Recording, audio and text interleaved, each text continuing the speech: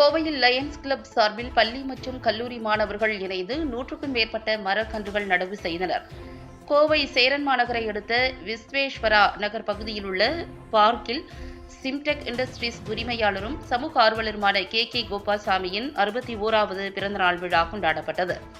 இதில் தூய்மை பணியாளர்களுக்கு பாதுகாப்பு கைகவசம், கல்லூரி மற்றும் பள்ளி மாணவ மாணவிகளுக்கு எழுதுகோள், இனிப்புகள் வழங்கப்பட்டது. தொடர்ந்து Lions Club of Coimbatore Krishnammal மகளிர் கல்லூரி 324C மற்றும் Lions Club title city Dharmasastha பள்ளி மாணவர்கள், அப்பகுதியைச் சேர்ந்த பொதுமக்கள் ஆகியோர் இணைந்து 100க்கும் மேற்பட்ட மரக்கன்றுகள் நடும் நிகழ்ச்சி நடைபெற்றது.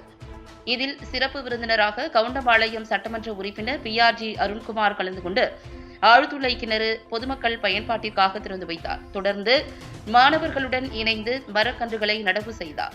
இந்த நிகழ்ச்சியில் Lions Club of Coimbatore Krishnammal பெண்கள் கல்லூரி 324C தலைவர் பிரசாந்தி, செயலாளர் ஹர்சனா, பொருளாளர் விஷ்மிதா, சர்வீஸ் சேர்பர்சன் அஸ்வதி மற்றும் திவ்யா, அகிலாண்டேஸ்வரி மற்றும் Lions Club of title city தலைவர் தினேஷ்குமார், செயலாளர் செந்தில்குமார், மதன் மோகன், பொருளாளர் வீரராகவன், ரீஜியன் சேர்பர்சன் பாலமுருகன், பட்டய தலைவர் ராமலிங்கம் உள்ளிட்ட முன்னாள் தலைவர்கள், உறுப்பினர்கள் என பலர் கலந்து கொண்டனர்.